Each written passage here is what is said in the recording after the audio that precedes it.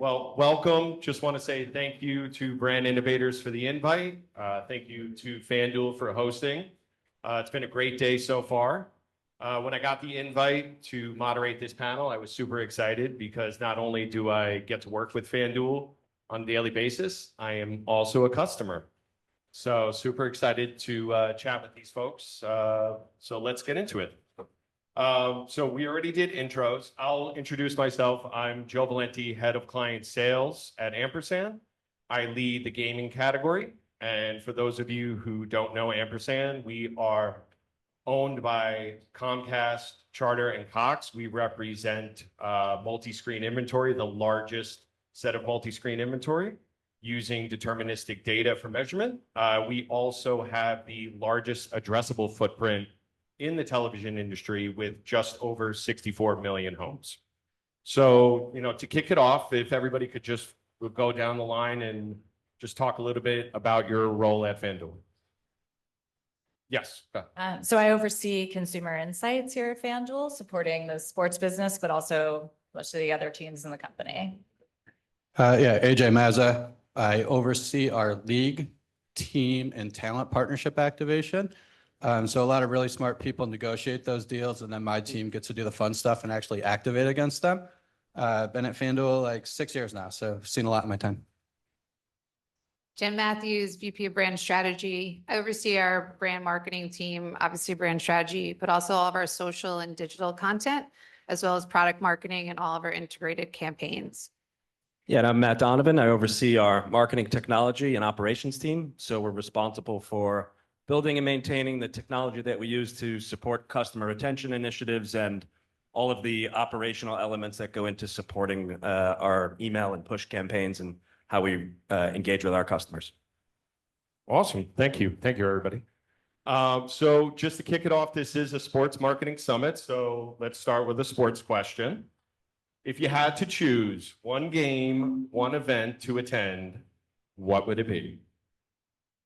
Definitely right now, a Knicks game at the Garden. So if anyone has any extra tickets, that'd be great. That goes for all of us. I know that some people on my team would want me to say like a Nittany Lions football game or something because it's, the epitome of college football, but I got to say the 2026 World Cup. I have not been to the FIFA World Cup, and that's one I want to get to. That's a good one. That's a really good one. Jen? I would say on my bucket list is the Masters. Clearly, the gentleman next to me has been with that shirt, and I did not get an invite. I got this in Chinatown 2 weeks ago. Right. Oh, yeah. For this one, I think I'm going to take the way back time machine. I would go back 20 years ago, which is crazy, to the 04 ALCS. This is not a popular answer in this room, I recognize. That wasn't the question. I watched in New York, but would have loved to have been at Game 7 in the Bronx, where history was changed forever. I was there. It wasn't great. I guess for me, I'm going to go with Lisa. Definitely a Knicks NBA Finals game. I know that's a little bit of a unicorn, but we have a chance. So we're going to hold on to it. And I know Matt doesn't agree with that because he's a Celtics fan. See you soon. See you soon. All right. So just to jump into this a little bit, talking about the day-to-day at FanDuel from a marketing perspective, it's talking about, performance, talking about, the marketing strategy. So, there's a lot of competitors in the space. There's probably 15 to 20 sports books across the country. The average bettor has, 2 to 3 apps on their phone. How does FanDuel set themselves apart in the marketplace? I could start. Well, there's really only one sports book, Joe. Anyway, so overall product, right? Product is what sets us apart. We have an awesome product that we're continuing to build on. One of the things I believe that also makes us America's #1 is look at our WNBA product, right? So just this past year, we've really done a lot to give our customers more options to bet and different places to wager. And I think with that, we've already seen, right? WNBA, we saw from 22 to 23, we doubled handle, right? We doubled our bets, which is incredible to show how when the product actually does change, we can bring more people in. This past weekend, we're the only sports book with racing. So I know everyone in this room bet the Derby. And you can do that through our app, which once again is something that our competitors don't have. So I think it's the little things like that that really make us very distinct. And at the end of the day, the thing that I do the most is try and, we live by the rule of make every moment more. So everything that we're trying to do here at FanDuel is make every moment that you are watching sports, your form of entertainment, we are making it more for you. So once again, I think when we look at our product versus others, there's a lot of things that distinguish who we are. Those are probably, those are some larger ones, but you can get into the nitty gritty. There's a lot of things, right? There's odds, there's lines, there's all this. We're continuing to enhance our product. We'll continue to do that in the next year or so. So I think as you see so much more coming into our brand, we're not just a sports book, right? We have casino property and we have all of our other properties, but it's just really being able to give our customers anything that they would ever want or need when they're placing a sports bet. Yeah, personally, I think FanDuel has the best user experience in the app. I love it. So, definitely a thumbs up from that perspective. Okay, so, next question is, FanDuel is the #1 sports book. We've mentioned this multiple times today, operating in over 22 states. And it's been a growth process, as we said earlier, it's FanDuel has been a growth rocket, starting in the state of New Jersey. The latest state launching is North Carolina. So, a lot of expansion across the country. The newer states are definitely driving that growth, new markets, new opportunities, new customers, but there's also, customers that haven't been tapped into in legacy markets like in New Jersey, so on and so forth. How does FanDuel approach that? How does FanDuel go after those pockets of opportunity in places that you've been in a while?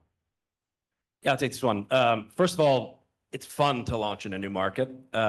We've done a lot of that recently in the past year, and will be more out there in the future. I think each one we do gets dramatically easier. Our operations around them, it's smoother every time. So we're learning a lot every time we do that. I think to answer the question, localization is really important as a piece in a broader framework of our kind of national brand strategy, and the channels that we have at our kind of fingertips in digital with banner advertising or our CRM channels really give us an opportunity to localize the flavors at the user level and keep, although we're a national brand, keep the local flavor and maybe recognizing which team you love, sending you comms or targeting ads that are more relevant to your area. We do a lot of local odds placements in ad placements that we have out in our buys. So if you're in Philly, you'll get ads with Philly odds, or in Boston, you'll get Patriots odds. So really keeping that local flavor. Ultimately, people care about their teams the most, and though we're a national brand, just really continuing to find ways to engage with things that matter for people that keep us kind of locally engaged. And I think just to add on that, as Matt was saying, we are moving as we're building out our insights capabilities, really trying to move from looking at all of our customers in the aggregate and really trying to find the nuances, whether it's by state, are there different orientations toward betting? Are there different teams or sports that are really resonating in certain states? And so we want to apply those as we launch new states. But then obviously, as you were talking about, how do we drive growth in our more mature states? There is acquisition opportunity, but we really need to be more sophisticated and really try and understand how do we drive that brand engagement, that usage, and really drive share of wallet among our current customers. So it's a little bit of a different strategy when we're thinking about acquisition in a new state versus really driving growth in our mature states. I would just say too, I think our media strategy has evolved. When we first launched Sportsbook in a couple states, everything was super hyper local. Not that we haven't kept that, but we've gotten a bit more national in a lot of our placements as more of the general population is able to bet, while also keeping those local regional sport networks deals. So we're able to kind of hit fans, at the national and local level. Excellent. And that kind of leads me into my next question, the difference between the national brand awareness, the performance-based, aspect of it.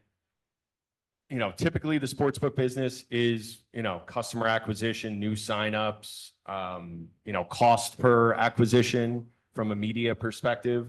How does FanDuel sort of, we kind of mentioned a little bit of it, but how does FanDuel sort of balance the two? Because as you said, there's a lot more going on nationally, the brand awareness, association with leagues, association with teams, and then there's, I guess if you even want to, like a digital focus of hyper targeting, cost per acquisition, really honing in, using that data for targeting, how to, if you can go into a little bit of how you balance those two. Could talk to that. I mean, I think, as Andrew alluded to this morning, our first party data, all this rich behavioral data we have is so critical for driving our business strategies and really getting efficient with our customers. But again, as we're evolving how we think about the brand, as Jen was talking about, really trying to drive brand distinction, we are really bringing in some of these brand metrics into that performance conversation along with the behavioral metrics. Growing brand awareness you're talking about is critical, but for us, it's more than just growing interest in sports betting. It's growing interest in sports betting with FanDuel. And so as we're evolving our brand tracking metrics and really getting more sophisticated, we're looking toward metrics and shifting the conversation toward metrics that are really correlated with our in-market performance and what we want of our customers. So just having general awareness isn't enough for us. We're really focused on top of mind or first mention awareness and preference. Obviously, people have multiple apps on their phone. We want our brand to be the first one they're thinking of in a sports betting moment, the first one they open, and the one that they want to spend more of their time with and presumably more of their share of wallet with. And all of our marketing efforts are certainly driven for acquisition, but we have so many consumer touch points across all of our marketing efforts that are really reinforcing what the brand is and what we stand for and how we're differentiated from our competitors. And so it's also really important to be tracking some of those metrics to really keep a pulse on these equity and imagery attributes that will help us understand how we're set up for longer term brand sustainability and growth. Yeah, I mean, we can all speak to it. We've seen the brand across the board everywhere. I mean, the brand awareness, it's definitely working. So great job there. It's definitely the first one you think of. And as you said, in the middle of the game, that's, you get the urge, you think about it. Brand awareness definitely is key to driving that success. Sorry, go ahead. I was just going to say, I think part of that is what EJ alluded to before with the national versus local, right? Years ago, we started off very, very local marketing strategy. When you think now, we're live in 22 states, right? 22 or 20? 22. Yeah, plus I count DC, just because I used to live there. So so I feel like, that's obviously so many more states. It's obviously not half. We have a long way to go. But when you think about our marketing, it is brand awareness. So we are doing national because we do want you to know who we are before we are legal in your state. Whereas in the past, we had to do a lot of hard hitting right at that time, right? Right when you were right before it was legalized in your state. And we were really hitting you hard with, we are FanDuel, we're sports betting here. What is sports betting?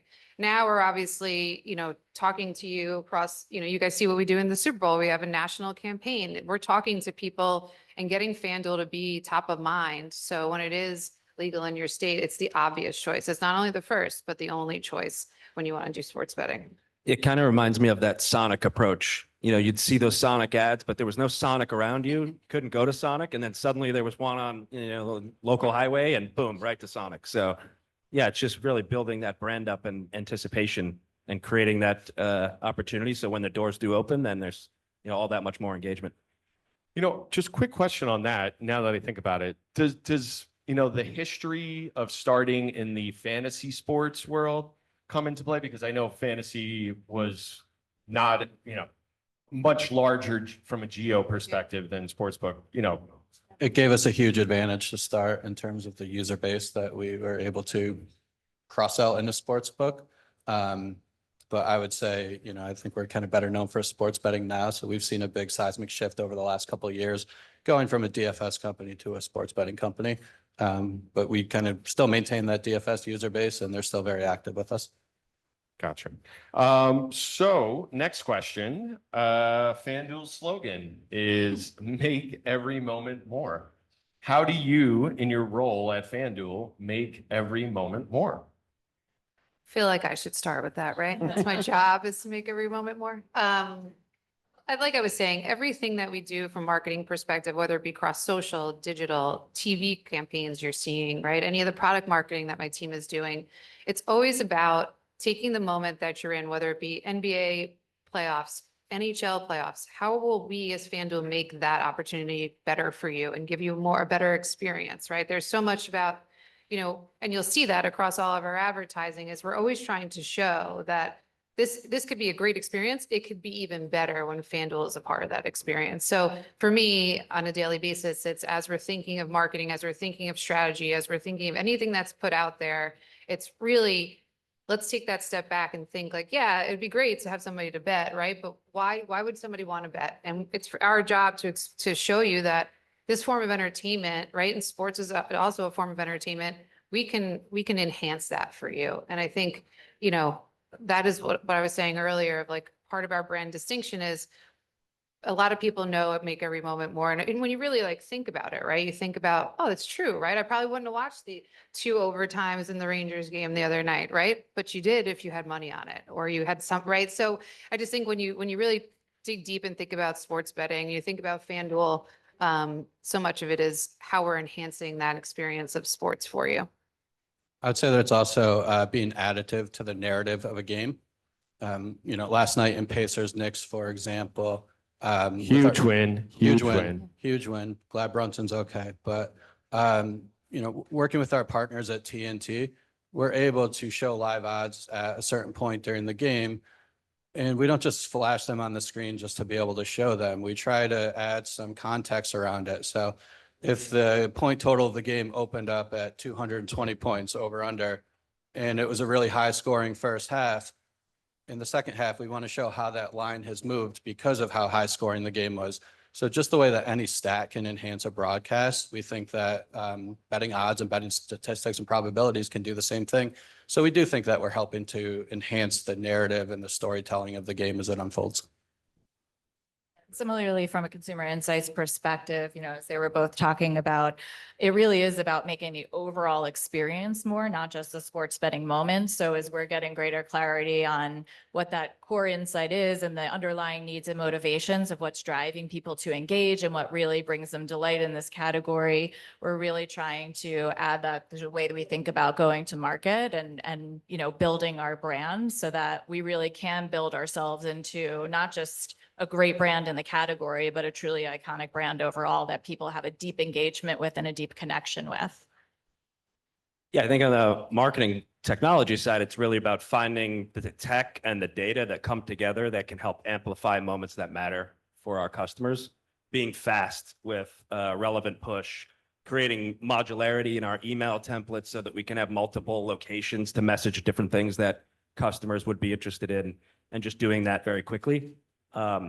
And more importantly for us, responsible gaming is priority one, really for me on the ops side.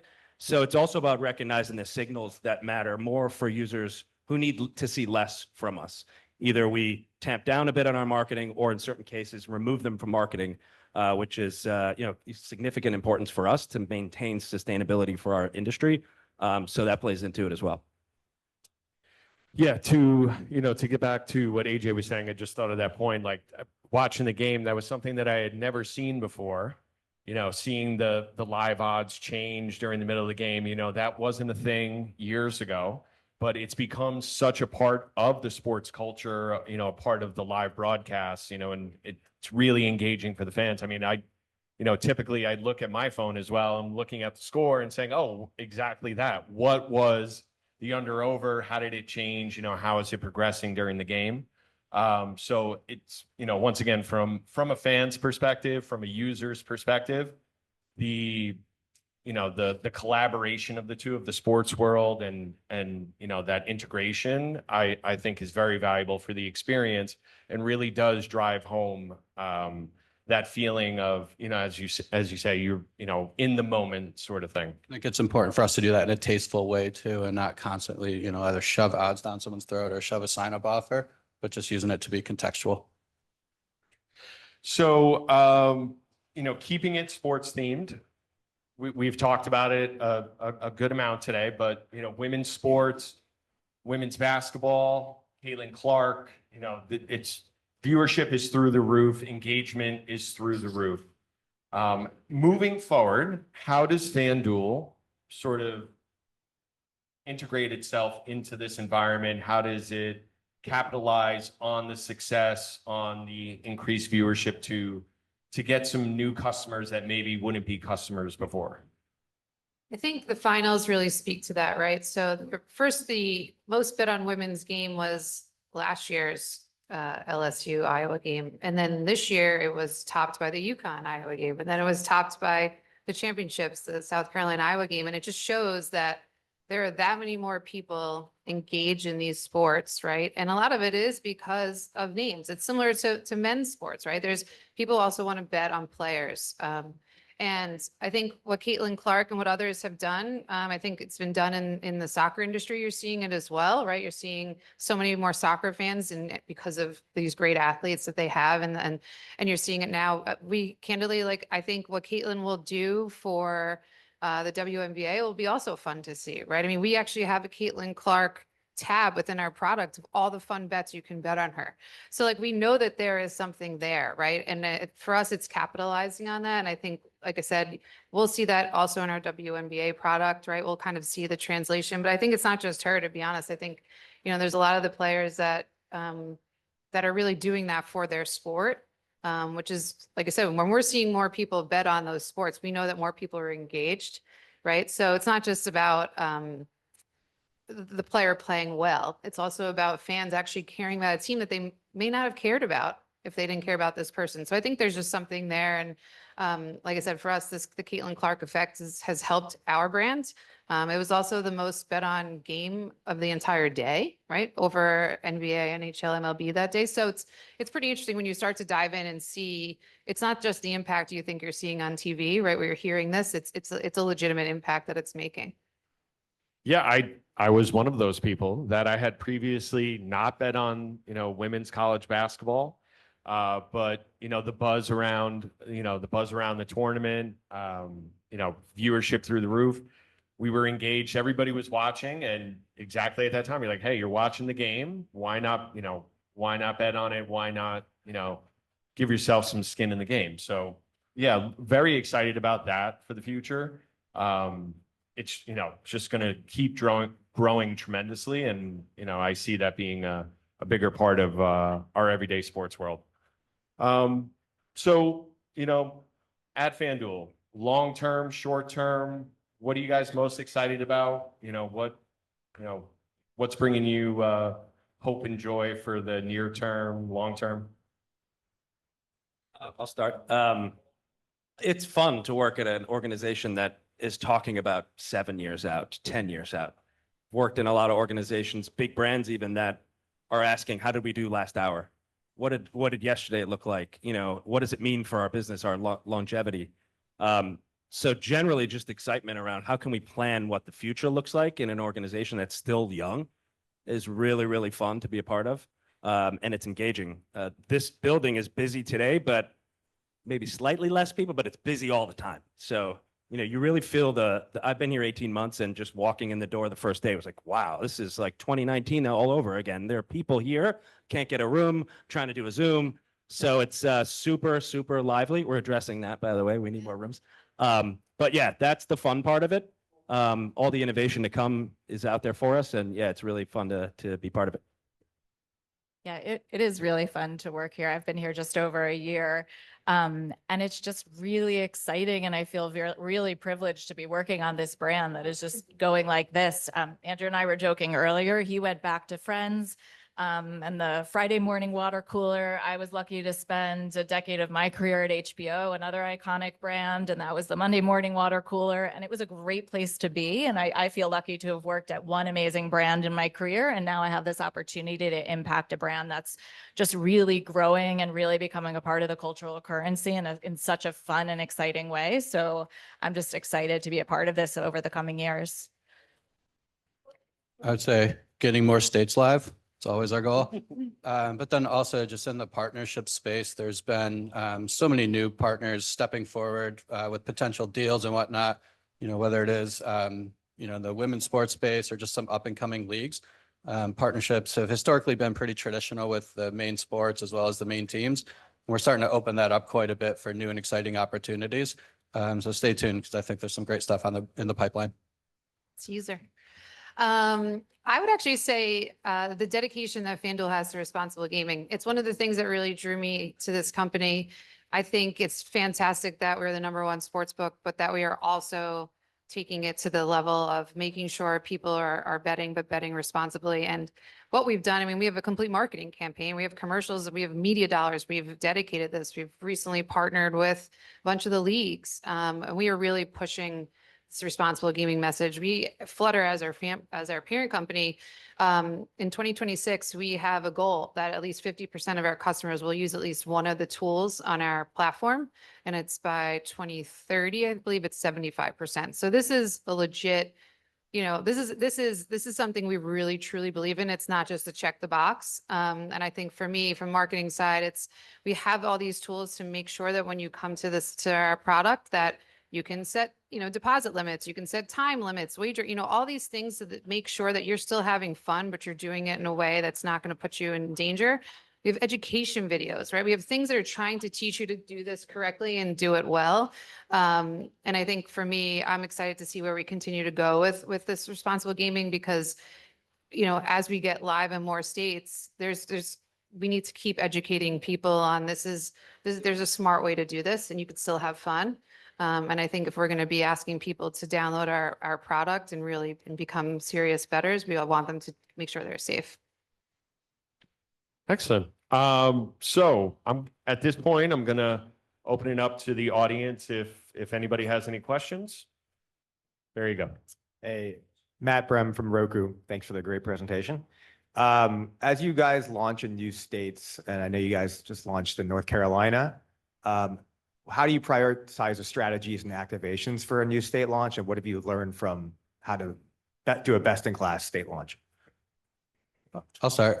We've kind of honed our playbook over the last couple state launches. It's always getting better, but we kind of know what works, what doesn't, where we can improve, how much of a pre-live like ramp up we're able to do where we can kind of get people to sign up, but they can't bet yet. And so I think it's just continuously learning, understanding the local market dynamics. We know that everyone's going to come out of the gate with massive sign-up offers. My cousin in North Carolina called me. He's like, I should just bet with FanDuel, right? Early on, take all the offers, man, all the free money people are going to give you. But we truly believe that like in the end, our product and our strategy is what's going to win. And so, early on, a couple of weeks, everyone's going to be throwing free bets and free money out. In the long run, we're going to win based on our product and just the offering that we consistently have on a night in and night out basis. And to AJ's credit, right? AJ does a great job of partnering with teams in those states, right? So Thank you. I should have mentioned that. Yeah, but thank you. Right, that's what you work on. So it's so much of bringing the right partnerships together. So making sure that we have support from teams in those states. And then we're able to work closely with them and AJ's team is able to bring that to life, which I think is also really important when you're talking to the fandom of a state, which is different across each state. Yeah, to just that point, North Carolina launched, and then immediately I saw that FanDuel was an official partner. Yeah, we were with the Carolina Panthers. We brought our Up and Adam show on site. Shout out to Lindsay and Mary on my team for kind of bringing that to life. Our talent team signed Luke Kuechly, who's kind of a local legend as well. So it was a truly integrated launch, and we really used our team partnership as another lever to shout about being live in the state. Sorry, go ahead. A question for both Matt. Oh, you got one right there? Yeah, a question for both Matt and Jennifer. When you think about brand partnerships and data collaboration with your brand partners to better understand those consumers that are engaging with your brand through your partnerships, how are you collaborating with some of your brand partners, whether it's the NFL, if they're potentially a partner of yours, or other sports leagues? Yeah, for now, they're really two separate entities, right? It's sensitive data, right? So it needs to be done in the right way. There are solutions out there in market that can help bridge that data and put it into a safe place. But it's something that we're working on evolving and ensuring that we can care for that data in the right way. And the leagues care about that as well. So yes, partnerships doing well and co-branding and marketing and even offers, but it's done in a way that's very data safe. as we grow, I think we'll need to lean into more technology to help us really, get deeper and enriched data, but we're not quite there yet. Yeah, I mean, listen, we have deals with the leagues and we're able to use IP. So that's a huge part of our strategy, right? The legitimacy of a league and us partnering together and us being able to bring that to life across all marketing, we really lean into that between the NFL, the NBA, the NHL, every league that we have a relationship, and then all the teams that AJ has done deals with. We really lean into using IP, and I think that also just showcases, right, that we have this partnership with these great people and that there's trust. And so much of when you're attaching your bank account to an app is there has to be trust. And I think that also helps lean into it. Yes, go ahead. Are you seeing like the Caitlin Clark back to increase viewership of women's sports, resulting in more women using FanDuel or engaging in sports betting industry? Yeah, so we've seen substantial growth in women. Women bet. What people don't always realize is women do bet. Women are betting more on NFL and NBA, which makes a lot of sense. But I think with Caitlin Clark and others, Angel Reese, that there's actually you've seen a big uptick in that as well. But yeah, I mean, women are betting. They're not betting as much and as as much money maybe as some men, but just think about the way that the trajectory of sports betting was, right?